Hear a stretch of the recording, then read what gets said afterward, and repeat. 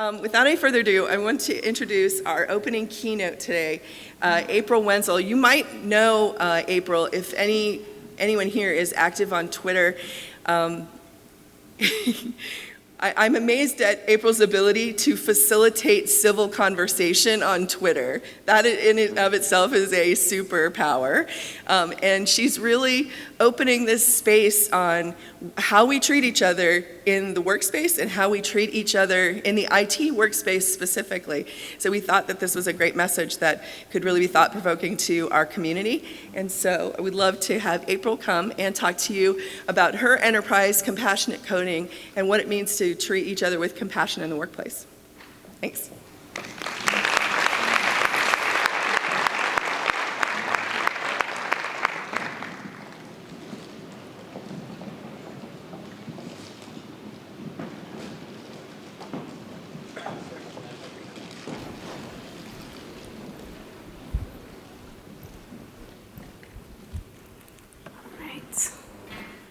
Hello, everybody. Morning. Oh, I didn't even ask for it, and you said it back. I love it. I love how Agile people are so interactive without even being prompted. This makes you all great. Okay. All right, we're set up. All right, so thank you all for being here, especially this early. I'm surprised, there's so many people here. Sometimes the tech conferences where I'm from, people roll in, later in the day. So thank you all for being here. Special thanks to Faye, newly presidential Faye. Congrats again to her. And just all the organizers. They've been so supportive and so kind and welcoming. And everyone here really has been too. So thank you for that. So I'm here today to talk about compassionate coding. 2 words you're probably not used to seeing together, but we'll get to that. So I live in San Diego, California. This is a picture from a beach near where I live. But my mom is from Ohio, so I'm happy to be back out here. And I am really appreciative that the sunshine came out because it reminds me of home. So thank you for that. I know you were all thinking good thoughts. So before moving to San Diego, though, I spent about a decade job hopping my way around Silicon Valley. So I'm a software engineer. I've been doing that for, like I said, about 10 years. I've also led engineering teams. And in those 10 years, I've almost had that many jobs. And I'm a proud job hopper because I think, life's too short to stay somewhere where you're not happy. I learned a lot at all those jobs. I delivered a lot of values. And it was actually pretty great because it gave me a lot of diverse experiences. So I've worked at big companies, small startups, one as small as 3 people. I've worked in bioinformatics, the Internet of Things, gaming, education, research, health tech, kind of all over the place. And I've also gotten the opportunity to mentor developers around the world, which has been great. A lot of that's been virtual, online, but also through traveling. And I also teach coding to kids and adults as part of some of my volunteer work. So through all this, I've gotten a wide range of experience with the tech world. And I have to say that, sadly, I've noticed that there's a lot of suffering in the software industry. And since we're all problem solvers here, I'll start by walking you through the problems. So first, employees are suffering. I probably don't have to explain this to you, but I will, just in case you are in one of those places where there's no suffering at all. So burnout is a big problem. And burnout is kind of the culmination of accumulated stress over time. And that stress can come from any number of places, dealing with legacy code, deadline pressure, conflicts with coworkers. We hear a lot about burnout in tech. There's articles coming out all the time about it. I have a link there. It's hard to read, but I'll put these slides up online later. It's an article that I wrote about burnout in tech. One thing I've noticed, though, is that it's not really hard work that burns people out, but rather the feeling that their work doesn't matter. So maybe that's because they're not seeing meaning in their work, or they're not getting appreciation for their work, or they just feel frustrated because they're not able to make progress. That's really, I think, what's leading to this burnout. A recent survey found that only 17% of IT employees feel strongly valued at work, pretty low number. Raj Sisodia, who's a co-founder of Conscious Capitalism, has said in general about the business landscape, The vast majority of people are dispirited and uninspired at work. They feel disrespected, not listened to, and devalued. It's pretty bad. It gets worse if you're from an underrepresented group in tech. So specifically in Silicon Valley, they did this survey of women who had been in tech for 10 or more years. And they found that 87% of women experienced demeaning comments from male colleagues. 87%. And I know we sometimes think, oh, everything's just worse in Silicon Valley, but having traveled around, I can tell you that a lot of these problems transfer. Another study by the COHAA Center on why people leave tech found that unfairness is a serious problem that drives people out of the workplace. Here was one of the compelling stories that they shared. It comes from a Black LGBTQ female developer working in tech. I was treated as an other, excluded, and undervalued in my office. I was ignored. I was told I was too sensitive. I left my employer because I was being treated unfairly as a Black woman and human being. Really unfortunate. And hopefully you care about this even if you're not in an underrepresented group, just because you're a human being and you care about other human beings. In addition, less diversity means less innovation. There's a number of studies, many studies now, that have showed that diverse teams are better at solving problems. So if we're not taking the steps to make people feel included, our teams are suffering in yet another way. So employees suffer, but they're not the only ones. Customers are suffering. So this starts in the mild form, where maybe your user interfaces are confusing, you have poor user experience, and then it goes up to things like accessibility problems, where we're not including people with disabilities, we're not considering them when we're designing our interfaces.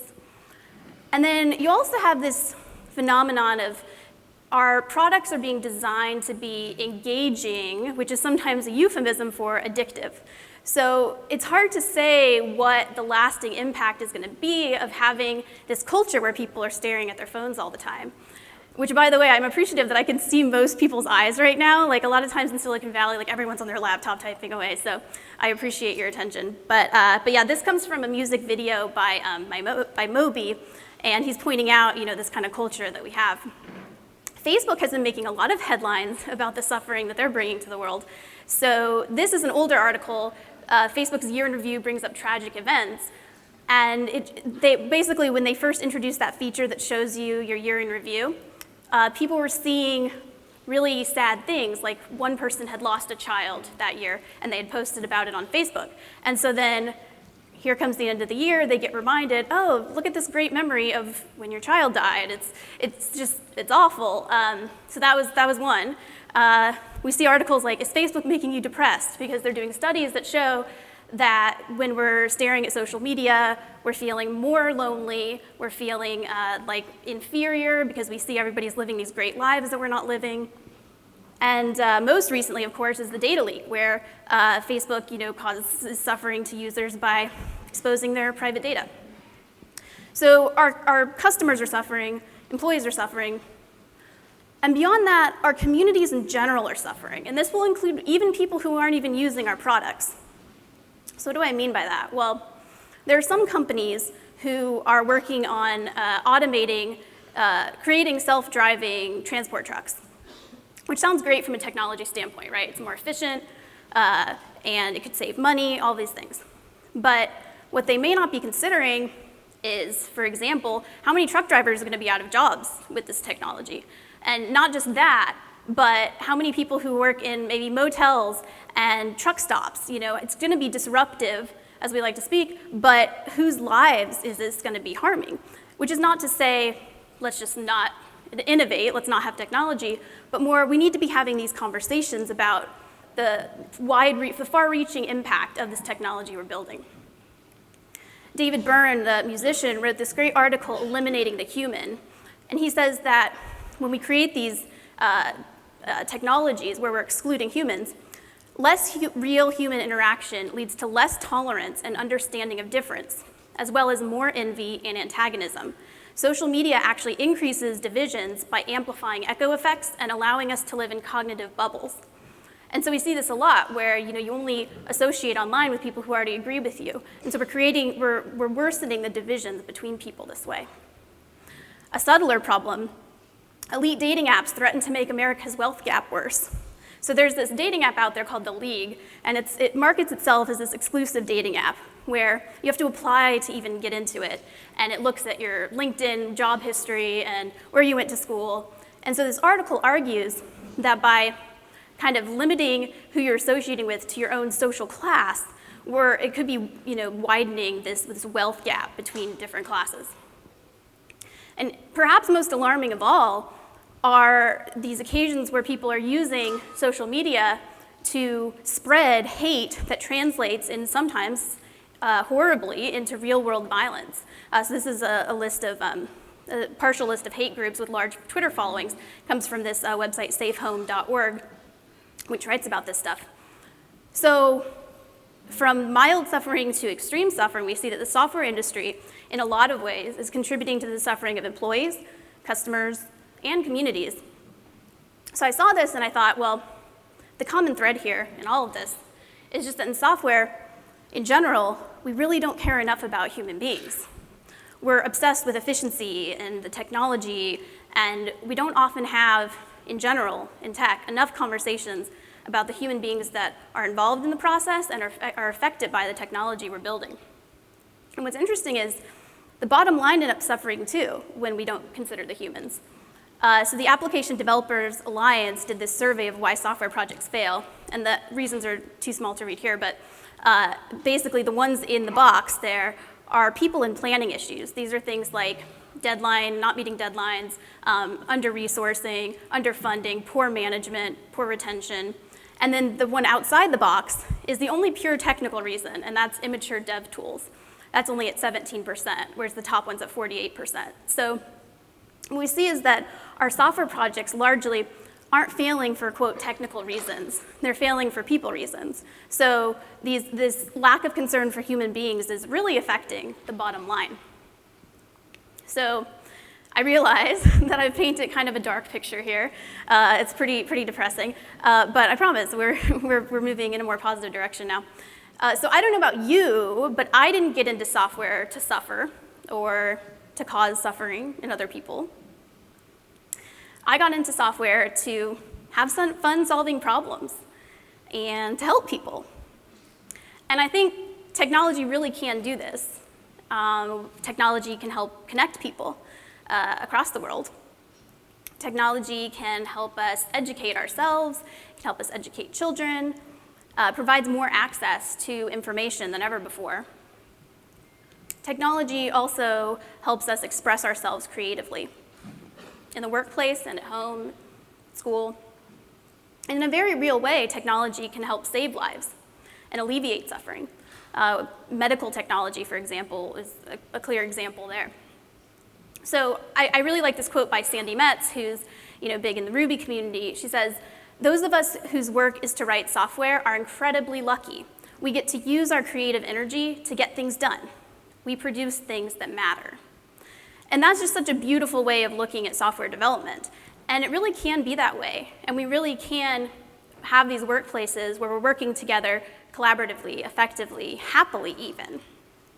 But right now, I think a lot of times there's just more suffering than there is that pure joy and that pure just like being in the flow and feeling like things are going well and that you're helping improve the world. So the question is, how do we bridge that gap between this really depressing, suffering stuff that I was talking about and this ideal where we're happy at work, we're helping make other people happy, and more of the time we're feeling effective and productive? Well, I think Agile is a great start, first of all. I think everyone in this room is really off to a great start just by being part of the Agile movement in whatever capacity you are, even just your presence in this room, even if you're just learning about it. Because we have this idea of valuing people over processes, right? Just even that alone is huge in software, in terms of moving software forward. The principles from the Agile Manifesto, I think many of them emphasize empathy and service to others, which is a great start as well. So here's one example. The welcome changing requirements, even late in development. Agile processes harness change for the customer's competitive advantage. You see that in there, to understand the customer, you have to have empathy. And your service to others is trying to give the customer advantage there. So I actually went through all of the principles, the Agile Manifesto, and pulled out the emotional competencies that I think each one is associated with or requires in order to use. And so for more details on that, because you can't really read it here, but I have it on my website, compassionatecoding.com/emotional-manifesto, which ended up being a funny URL. But okay, but here's the thing. Although Agile makes great progress in this, towards this goal of caring about humans, I really don't think Agile alone is enough. And I say this because I've been on teams and I've worked with teams where Agile's applied in this very robotic way, where we talk a lot about the theory and the systems, which is important, but just the actual humans involved are just, that conversation is lost. We talk about them as resources, things like that. I also think it's very possible to efficiently deliver value to some people while actively harming other people. And so I think Agile, just in general, is a great step forward, but I also think that we need more to really put the concern for humans at the center. And so with that, that's where I see the role of compassion. And so I know a lot of people are confused about what compassion means, or they may have their own understanding of it. Many people come to compassion through their religion, but for me, I came to compassion through my stomach. So I am vegan, which for me is really about having compassion for animals. So here are 2 vegan meals I had recently here in Columbus. One was at the Heirloom Cafe on campus and another at the Red Hook Grill, both delicious, by the way. So I went vegan in 2016, and in that year I went to this conference about compassion, and it was targeted at vegans. It was run by this lady at the bottom, Colleen Patrick Goudreau. And that's where I first learned about compassion from a scientific point of view, because she shared the UC Berkeley's definition of compassion, which I really liked, from their Greater Good Science Center. And here it is. Compassion is the feeling that arises when you are confronted with another's suffering and feel motivated to relieve that suffering. And for me, that just really did it. Because before, I just associated compassion, I think, with pity or, again, like with just something from religion or something that I just didn't really understand in a clear way. And this made it so clear for me. Okay, it's understanding suffering in other people and wanting to relieve that suffering. Another way of looking at it is that it's a more active form of empathy. So with empathy, you can feel what other people are feeling, but compassion adds that extra step of wanting to alleviate any suffering that you encounter there. It's not just about being nice. A lot of times when you're being fake nice with people, you're actually not being very compassionate because you're not being honest with them. Compassion is also not weak. That's the other thing I think that I used to think about. It was the compassion meant that you're weak, that you're too soft, for example. But really, compassion requires great strength and in fact can be quite fierce, because in order to stand up to injustice and help alleviate the suffering that I mentioned, sometimes you really have to challenge the status quo. And that takes great courage. So I like to talk about this idea of fierce compassion, because I think that's really where it's at, is that combining strength with caring. Another way of looking at compassion is that it's an optimization problem. And I like this too, just having a computer science background. And the goal here is to minimize suffering. And so depending on the context, we talk about the specific constraints here. So in software, it kind of makes sense to think about minimizing suffering for ourselves, our coworkers, our customers, and then humanity in general. Because as I mentioned, all the decisions that we're making in tech can have a lasting impact on, and a far-reaching impact on the world. I truly believe that compassion is this next step that we need in the evolution of software development. And it's not like, a new framework or something. It's just, I think it's compatible with any framework that you're using. And so that's why I started Compassionate Coding as a company back in 2016 after that retreat that I went to, because I realized that what the tech industry needs is more compassion, is this concern for human beings. And I think that can take us towards alleviating all of that suffering that I discussed. I think if we optimize our teams for compassion, we'll also be optimizing value, which I know is of concern here, happiness, and social impact.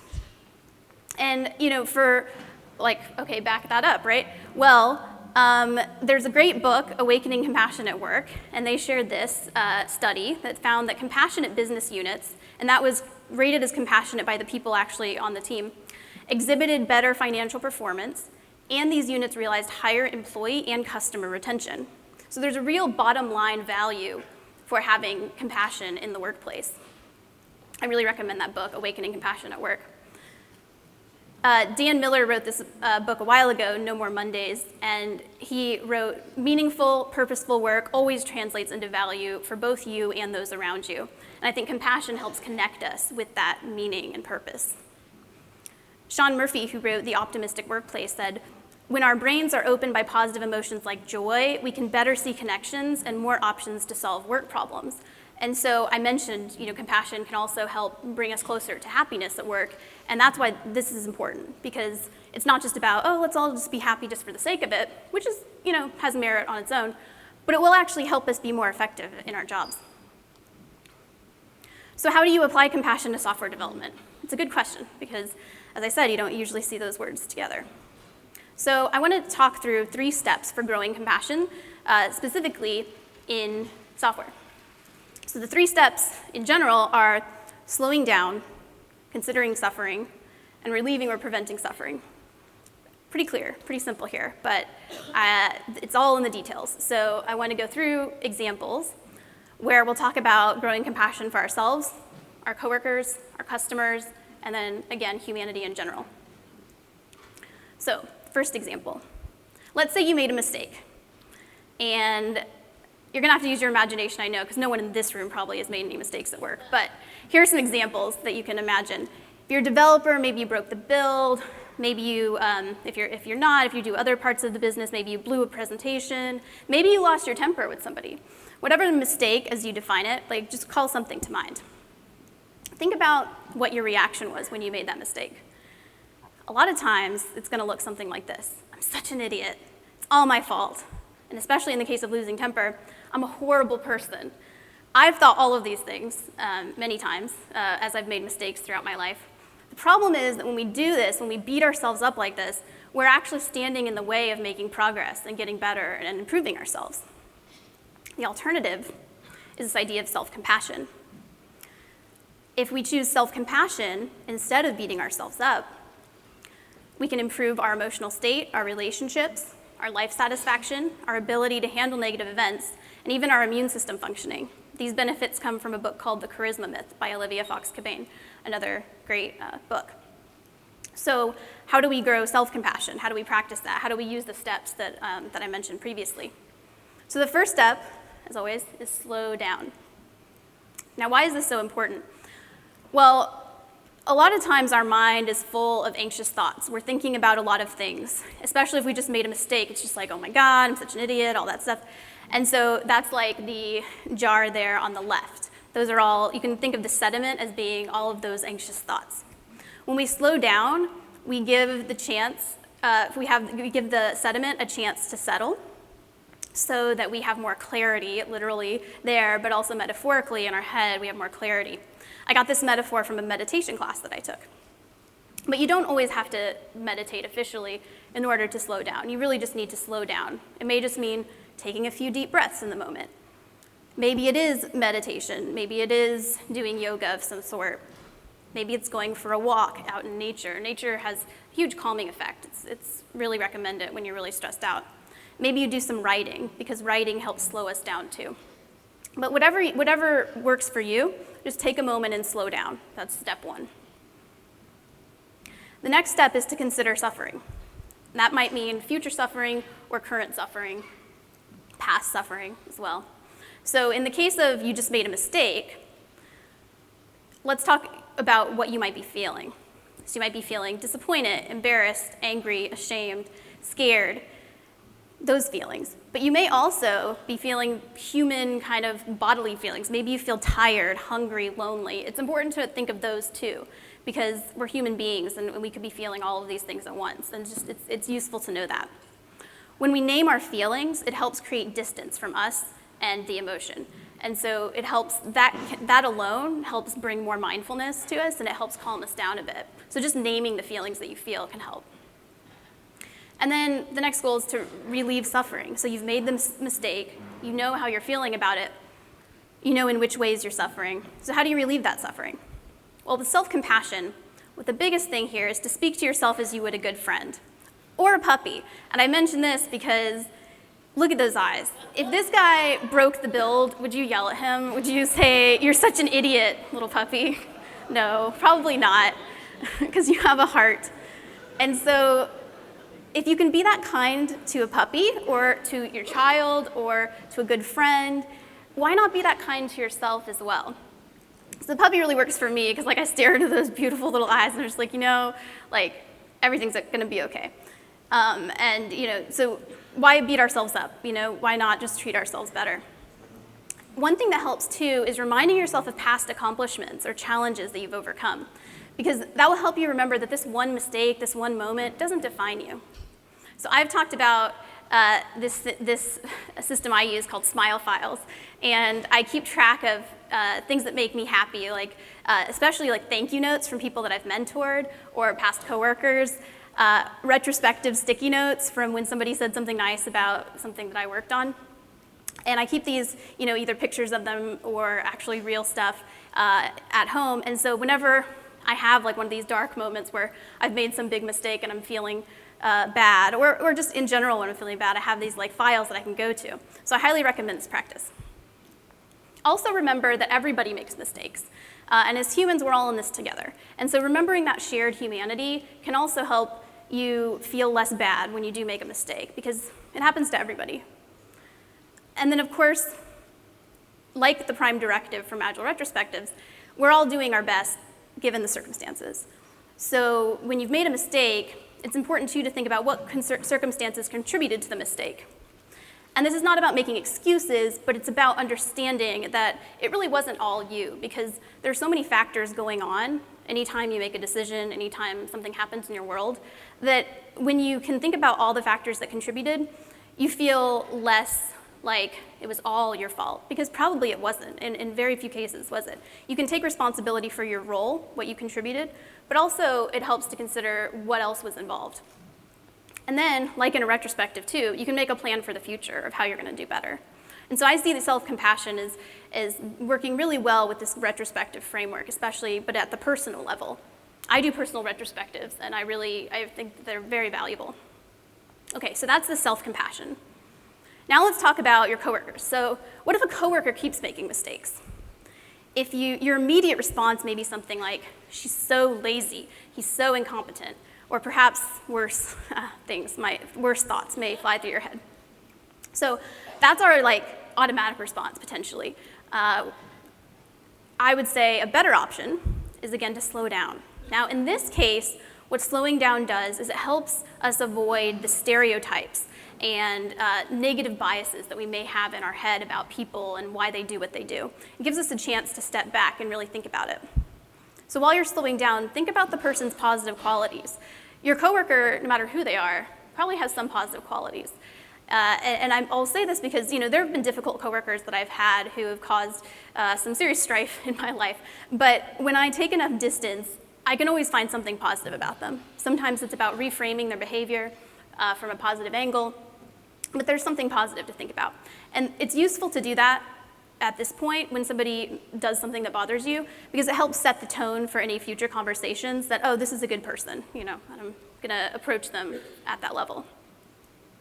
Next step, again, is consider suffering. So this person who keeps making mistakes, what kind of suffering might they have going on in their life? Did they used to be good at stuff and now they're just not? What happened? What might be going on in their life? Do they have personal issues perhaps going on? And then the next step there is to ask them, ask how you are, and listen attentively. Now there's boundaries here, you don't want to press somebody on issues that they don't want to share, but giving someone the space to share can be a really kind thing to do to your coworkers. Because you never know, they might have a sick relative. They might be dealing with chronic pain that they don't want to talk about because they don't want to seem weak at work. They might just be overwhelmed. They might have just gone through a breakup. Heartbreak, people, we don't talk about these things at work, right? Because it's not appropriate. But people are dealing with all kinds of issues and then they have to come into the workplace.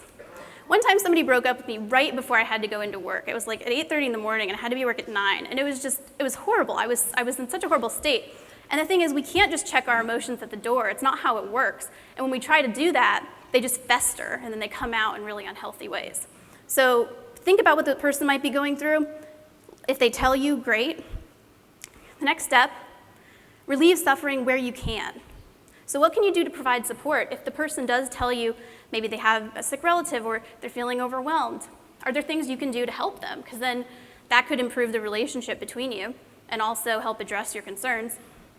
But if you think, it is just a performance issue, express concerns and use nonviolent communication. Check out the book, Nonviolent Communication, for more details on that. So that'll help you grow compassion for your coworkers, is just considering that they're human beings and they may be going through these experiences and seeing what you can do to help. And you may not always be able to take action to help, but even just listening to them kind of talk about their problems will be of value to them and might help alleviate suffering just by having a listening ear. Okay, so the next example I want to talk about is compassion for your users, or your customers, better name. So does anybody know what confirm shaming is by a raise of hands? Anybody heard this term before? Okay, good. I say it's good because hopefully you're not doing it, but you might be, let's see. So confirm shaming is this thing where there's a pop-up that comes up and it asks you like, oh, do you want to sign up for our list? And then the way to say no is something that's trying to make you feel ashamed. So this one says, wait, don't go yet. It's this fashion website. Sign up for our list. And then the option is to say no is no thanks. I don't want to look my best. And so it's trying to make you feel bad for saying no. It's this really kind of manipulative marketing tactic that I'm personally really not a fan of. And there's a Tumblr, confirmshaming.tumblr.com, where you can just scroll through a ton of these. It's good for a laugh, or at least a don't do this kind of anti-pattern list. Okay, so in this case, let's say your marketer comes to you and says, all right, we want to put in this, we're not getting enough sign-up, so we want to put in this pop-up, it's going to come up, and then here's the language, and then the person gives you something that looks like this. Okay, so first step again, slow down. So if you're like me, your first response might be like, no way, I'm not going to implement that, which is how I used to talk to marketers before I learned about compassion. But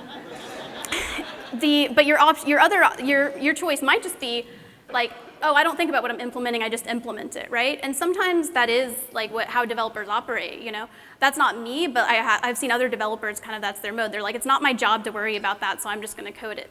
And that's also, maybe in this situation, and when you're thinking about building something new, not the best option, right? Definitely not the agile option, because we're always thinking about our customers.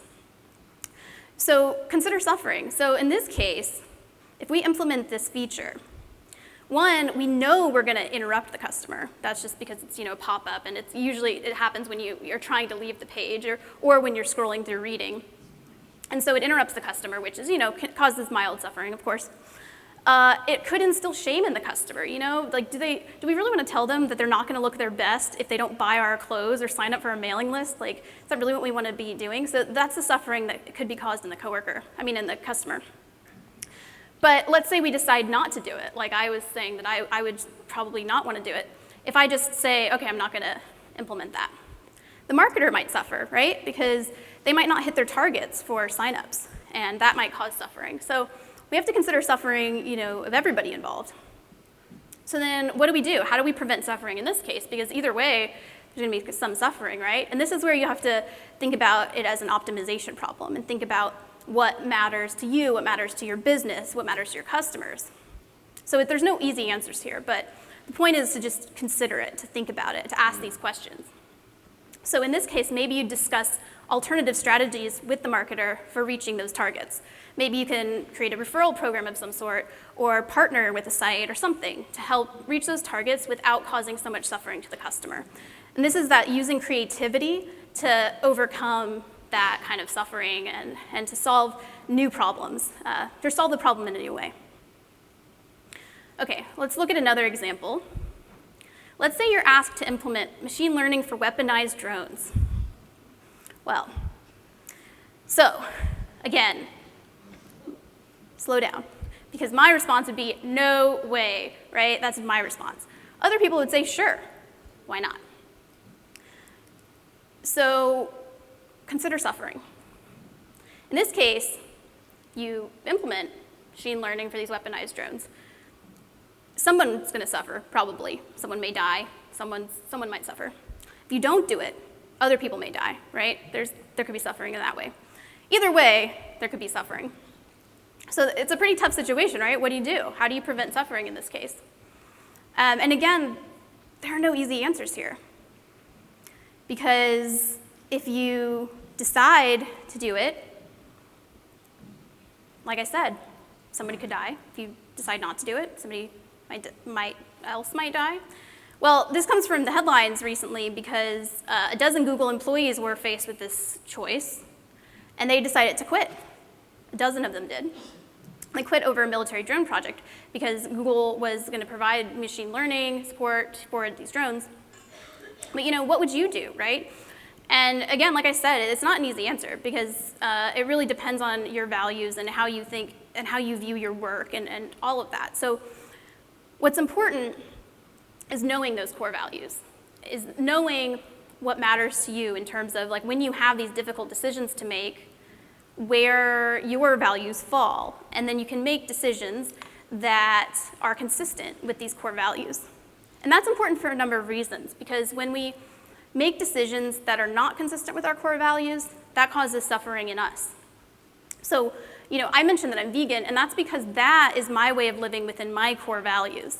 And I don't, push it on other people because I think that other people are living according to their core values. And I try to respect, all of that, right? I respect everybody living according to their own core values. But when I wasn't living according to those values, I was suffering. And so me making that choice to change how I was eating, for me, brought me peace because it helped me align my actions with my values. And that's really the key here, is looking for ways that you can align your actions with your values. So we've talked about, when you encounter these dilemmas in the workplace. But I would say that to take this compassionate coding idea a step further, proactively look for suffering that you can help alleviate. So what do I mean by that? Well, how can you help? How can your work help in your community? What can you do to alleviate the suffering that you see in your community? And this takes creativity and problem solving. I want to give 2 examples here. So on the left, we have an app called Concern. It's CONCRN. And it's this app created in San Francisco. And Concern, what it does is it helps, you can use the app to tell the company, or the organization, that you see somebody on the street who's suffering. And you don't want them to call the cops because you don't want to have the person arrested. You just want them to be helped, because perhaps in San Francisco there are a lot of homeless people, and a lot of times they're having an episode on the street where it's clear that they're suffering in some way. And so this app will send a compassionate responder, that's what they call them, who will go and help the person out. So someone created that because they saw this suffering and they wanted to use technology to help alleviate that suffering. So the other app is called Safe Night, and it was created to help give people a way to donate hotel rooms for domestic abuse survivors who went to a shelter and the shelter was full. So the app allows you to donate money to help find a place for those people to stay. So these are 2 examples of where people saw suffering of some sort, and they decided to create the technology that could help alleviate that suffering. And so the question is, if your work that you do every single day isn't making a positive social impact, why not, right? Now, it doesn't always have to be, trying to solve the poverty problem or, save lives.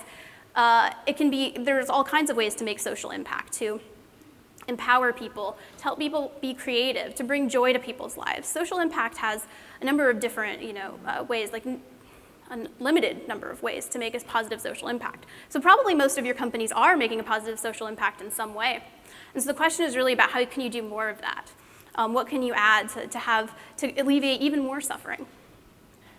So Apple CEO Tim Cook said, "I'm not worried about artificial intelligence giving computers the ability to think like humans. I'm more concerned about people thinking like computers." And compassion is what will help us not think like computers, because computers themselves are not compassionate. And that's why I think when I tell people my company is compassionate coding, they say, "Isn't compassionate coding an oxymoron?" Which it's not technically, but people do say that. I really want to live in a world where instead, when I say the name of my company, people say, "Isn't compassionate coding redundant?" because we've gone so far to create the idea that people who code, people who work in software, are really nice people. They're really compassionate people. They're caring. And it's not so far-fetched because we're always talking about eliminating pain points, right? That's we create technology to eliminate pain points. And that's compassion, right? Right there. Eliminating pain points is compassion. So to review the 3 steps for growing compassion in any situation, but we discussed them in the workplace. You slow down, you consider suffering, then you take steps to relieve or prevent that suffering. We walked through a few examples of how to use it, but really, you can apply compassion to all kinds of decisions that you make on a daily basis. So feature prioritization, code reviews, naming variables. And people are always like, naming variables, what does that have to do with compassion? Because when you're choosing a variable name in the code, the computer doesn't care what you call it, right, at all. Who cares? You care, and people who are going to read the code in the future, your coworkers, they care. So naming variables in a way where you're trying to minimize suffering takes compassion. Same with designing APIs for similar reasons, because you're trying to design them in a way so that people who are going to consume them can have the least amount of suffering, right? So you can apply compassion there. Rallying support for a new tool, finding a way to minimize suffering. I was working at a company and we were adopting a new video tool, or a new video conferencing tool. And everyone was very attached to our old tool, and there were a lot of emotions there. There was a lot of suffering involved in something that seemed like it should be pretty rational, but their decision making in that case was not very rational. It was more emotional, and so compassion really came into play there. Interviewing candidates, compassionate interviewing. Tech interviews can be really demoralizing. So if we can bring compassion to tech interviews so that even when people don't get the job, they respect it, and they will even recommend your company, I think that's the goal. Mentoring new hires. So, not kind of being rude or dismissive of the junior developers or the junior product manager, or any junior people you have on your team. Instead, mentor them. So we really can view all decisions through the lens of compassion.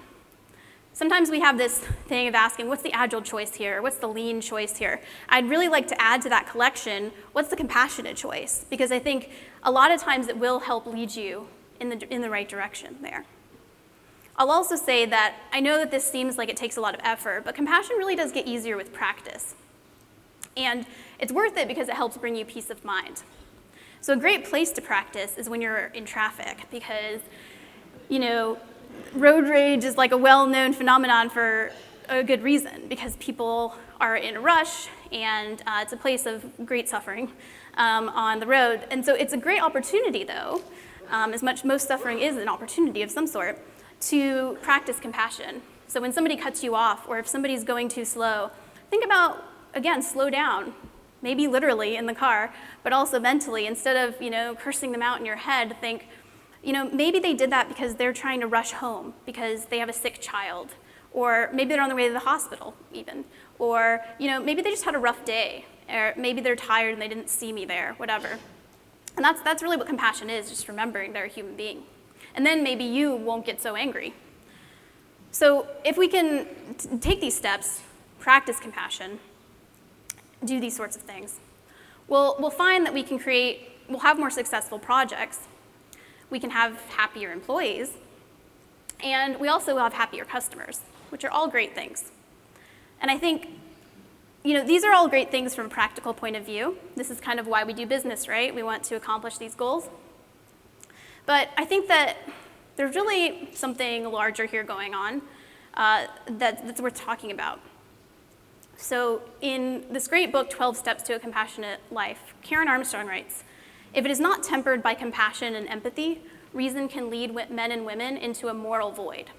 And this is what I fear has happened in the tech industry. Because we've been so focused on optimizing for performance or efficiency, and streamlining our processes and innovating, constantly disrupting industries, all this sorts of stuff, we've really led with the reason, which is good because being rational, having reason is very important in the workplace and just in general.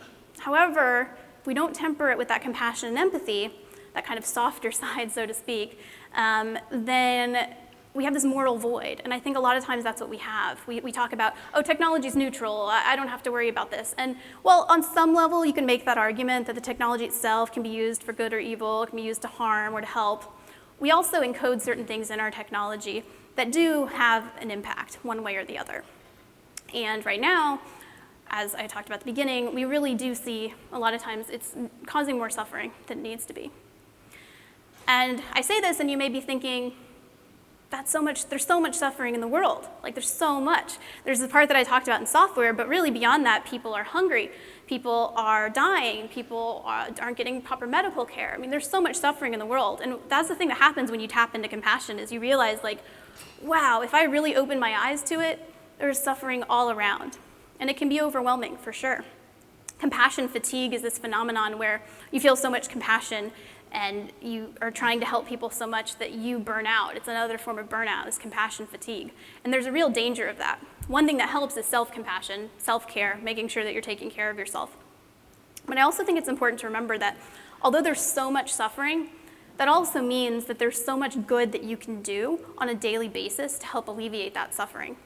Even just as one individual, there's stuff that you can do. So this is a meditation garden near me. I didn't take this picture because I thought it would be rude to whip out my phone and take a picture at a meditation garden, so I pulled this from their website. And I go there a lot, and you can see the ocean. It's this very peaceful place where you can go and think, gather your thoughts. And they have these little booklets there with some inspiring words, things like that. And I wanted to share a quote from it that really helps take this to, if we are able to cultivate this compassion, what the real power is here. So they write, when people speak of political, social, or international problems, they often do not realize that these conditions are nothing more than the accumulated thoughts and actions of millions of individuals. And the only way to change world conditions is to change ourselves. So my thinking is, even if we're only able to make ourselves more compassionate individuals, we can really be taking steps to create a more compassionate world. So this could be as small as you decide to say a kind word to somebody that you normally wouldn't, or you decide to help somebody. You make a compassionate choice. You're helping to raise the global compassion levels in an international kind of way, like, in a global way. And that's worth doing, I think, no matter how small the action is, it's worth taking, because you're going to be helping alleviate suffering of some sort. And that by itself is worth doing to create a more compassionate world. So here are some books I recommend, and here's my information if you want to stay in touch, compassionatecoding.com. I have a newsletter where I talk about this stuff. And again, thank you so much for coming and for having an open mind to hear about compassion in coding. Thank you.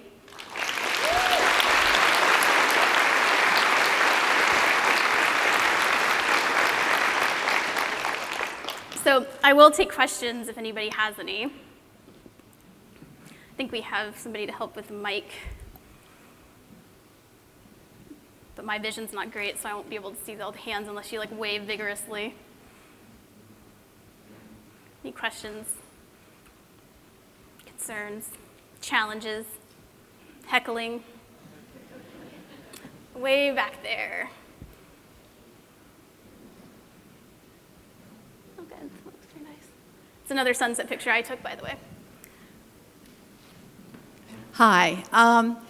Would you share, with your approach and philosophy, and I applaud you for making this presence and getting out there and putting out, making it public and getting it out front, what are the type of jobs then you do when you choose what you'll work on? Can you share with us any criteria, or what are some of the things you have worked on in accordance with your belief system? Mm-hmm. Yeah, so it really is a case-by-case basis. So right now what I do with compassionate coding is I work with teams. So I work with existing companies and help them become more effective. So for me, I consult kind of my core values on that. So, on one, I'm a pacifist, for example, and so if I think something's gonna cause violence or more violence, then for me that's a no-go. If I think, but it all boils down to, do I think this company is contributing in a positive way to the world or not? And again, it's a very subjective thing, so it kind of varies, but for me, I just kind of pass it through that filter, and I'm like, could I feel good about this? Would I be able to sleep at night if I help this team become more effective at what they're trying to do. So like to be honest, I probably wouldn't do like consulting work with like Tinder, for example, right? Just because, you know, I know that they're helping some people, but I also like question the lasting impact of apps like that. So like for me, that's another example of one that I probably wouldn't work with. But then, you know, it's harder when you get to like bigger companies that do a lot of different things. And so, you know, it really does require some reflection. But again, it's like this thing of, you do your best given the information, right? Like nobody can make perfect choices. Like, you know, even like in the case where I'm vegan, like I do my best, right? But there are times when it's unavoidable because, you know, something I'm using, like, you know, a house or something will be made from animal products, and there's not much I can do about that. You know, I can't just like, because you don't know what's used in all the glues and things like that. So rather than become overwhelmed and feel like, oh, you know, I'm not going to care at all because I can't do all of it, I just try to do the best I can. And so it's the same when I'm choosing, you know, who to work with. It's about doing the best I can. And so I encourage that in everyone else too. Just do the best you can, you know. Anybody else? No, there's one.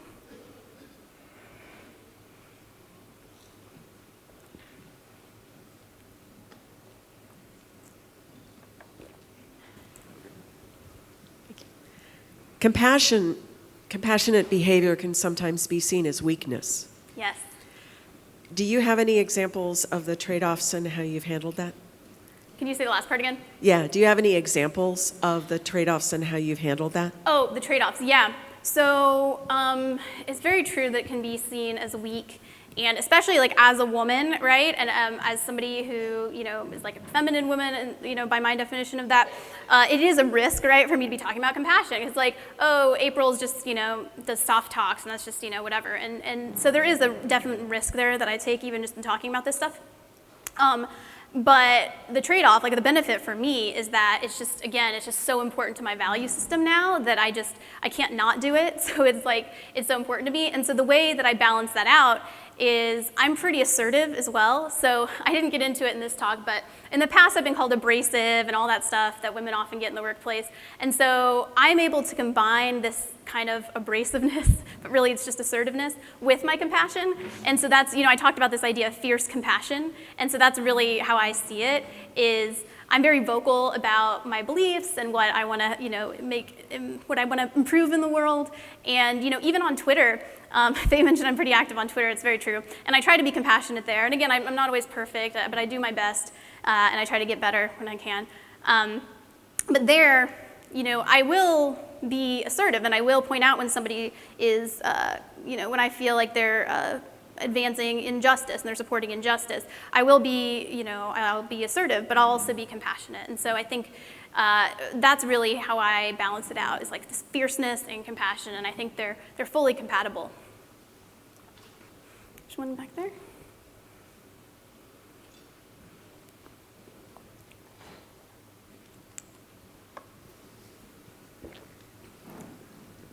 Thank you. That was a very great, thought-provoking presentation. One thing I was wondering about is, finally, it all comes down to your core values. And this is something which I've thought a lot about. How do you find your core values, or how can you build your core values? What are some of, you know, what would you recommend? Yeah, so it took me a while to come up with my core values and to really understand them. And I think that's part of too why I did all that job hopping, was because I was just like, oh, I can work at this job, and oh, I can work at that job. And I didn't really have a clear, like, these are the things that matter to me. But really what I did is I read these books that had long lists of values, and it kind of helped you whittle down, like you choose like which ones appeal to you. So I think, you know, you can find these lists online of values, you know, that just like long lists, and you can pick out the ones that really appeal to you. That's what I did, because, you know, I didn't have any specific framework for that. You know, I mean, I'm sure I was raised with certain, you know, like morals and things like that, but I didn't have like a full like system of, you know, here's how to be a good human, right? And so I really felt like I had to create that map for myself, and I think everybody does to some extent. We pull from our, you know, maybe our belief system and other things, but we really do have to form that for ourselves. And so, yeah, I recommend just, you know, looking for lists of values online. I think it's compassionateCoding.com//personal-retrospective or retrospectives. I'm not sure if it's plural or not. It was from a while ago. But I did this other talk on personal retros, and I included a worksheet on discovering your core values, because I found that was essential to do a personal retro, because we have the values from the Agile Manifesto and things like that, but to do a personal one, it helps to know your own core values. And so you can check that out. I'll tweet out a link too with the actual link, since you asked about it. Anybody else? Still have a few minutes. Oh, there's one.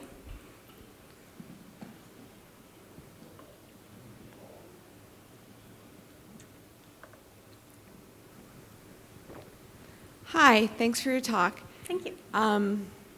I was wondering, as you've kind of dived into this and tried to understand this a little bit better, have you seen or thought about ways in which the education of people in this environment, in terms of becoming a developer, becoming a product manager, whatever that may be, that maybe are not supporting some of these things that are happening in the workplace?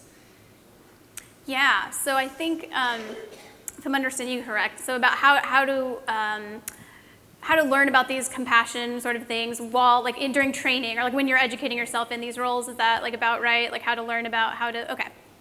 So, yeah, so I mean, so part of what I do is like I run these trainings because I think it's important and I think that people can really learn. And I definitely recommend people incorporating it into any training that they do, this idea of compassion. There are books, like I mentioned here, that can really help. And, you know, I think especially this book, Awakening Compassion at Work, is really useful because they include a lot of research papers. So I feel like in that case, a lot of times what happens in our professional training is it's like, well, this is about being professional and about the bottom line, and so we don't really care about, you know, being nice or whatever, because again, people think compassion just means being nice. And so I think if you can pull out like real research from like these books and these research papers, the Greater Good Science Center at UC Berkeley is also a source of great material on this, and kind of make the business case for this. So I think that that's what it really takes, is making the business case for compassion, and then people are more likely to value it and to support education. And again, there's all kinds of people doing, so you know, there's all this like Agile training, things like that. There's similar like industry around like nonviolent communication and things like that. And there are these other training things that you can use. You know, I'm just like, you know, one, you know, kind of thing, but there's all these others too, options out there for growing these skills. Anybody else? Some business schools, too, have like compassion classes that you can take, which is pretty neat. Sometimes men aren't always kind to each other either. You know, they can be demeaning. You don't say. Yeah, they can be demeaning to each other. And, Yeah. and I wonder, the question is, are we at war? And are we coming from a position of being at war, one company against another, one country against another, one person against another? And do you ever have that kind of conversation or approach on what is our stance, you know, Yeah. as humanity? So I don't even have a firmly commented question, but if you can address that, I'd be Yeah, grateful. no, I think I do understand where you're going with that. It's true, right? Because most classic business advice is, you know, based on this metaphor of being at war. It's true. We see each other as competitors, right? And so I think we're at this interesting time, and the foreword to Awakening Compassion at Work has a great piece on this. And it really talks about how we're in this interesting time as humanity because, you know, our resources are being depleted. We're being forced to care more about each other just because of, you know, limitations on the planet. Like, you know, the world's becoming smaller, we're becoming more connected, all this sorts of stuff. And so we're really we're in this transition period. So previously in business, what's been valued is these hyper-masculine values. And I don't mean that because they're only associated with men, because a lot of women exhibit these values too, but they are traditionally seen as masculine values. Zero-sum thinking, you know, short-term thinking, like let's execute now, competitiveness, all these things. And we're moving towards, though, this time when we just by force need to care more about cooperation and collaboration and, you know, compassion, you know, which are traditionally seen as feminine values, even though, again, every gender can exhibit them. And so I think we're in this interesting time in history where we really are making that transition, you know, no longer, you know, now it's not, we don't need to read, you know, Machiavelli anymore, you know, like, I mean, we still can, but like, that's not necessarily how we want to drive business, right? There's this book, Blue Ocean Strategy, which is about, you know, not viewing people as competitors, where it's like red water because you're fighting and there's blood in the water, but like blue ocean strategy, which I like, living by the ocean. But it's about more, you are creating unique offerings so that you eliminate competition because you've created your own space, right? Which I've kind of done with compassionate coding, just even though I hadn't heard of that book at the time, just because I did what I got in tune with myself, and kind of that's what drove the company, versus me trying to compete with somebody or anything like that. It was very personal. So I think it'd be hard for people to even compete with it because it's just kind of so just a thing that I came up with. So I do think that we're in this interesting time in history where things are moving away from that war and more towards peace.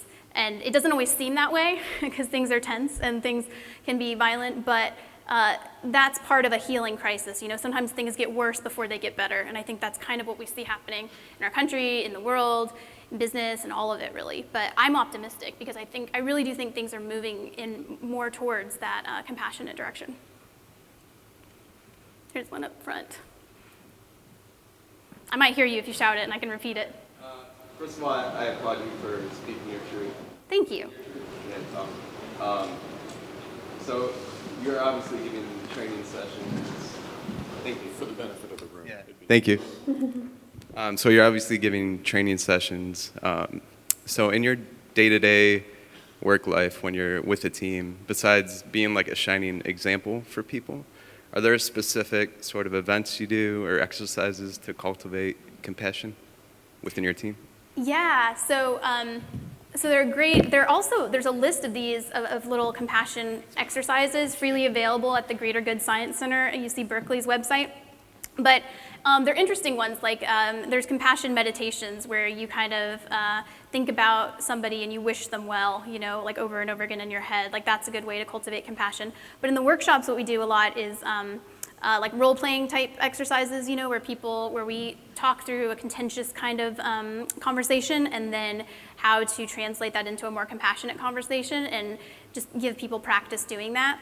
I also show examples of like code reviews that were done, without much compassion, and then ones, because that's a place where there's a lot of suffering in code reviews specifically. I've been in situations where people are almost going to quit just over like a single code review that just was like a disaster.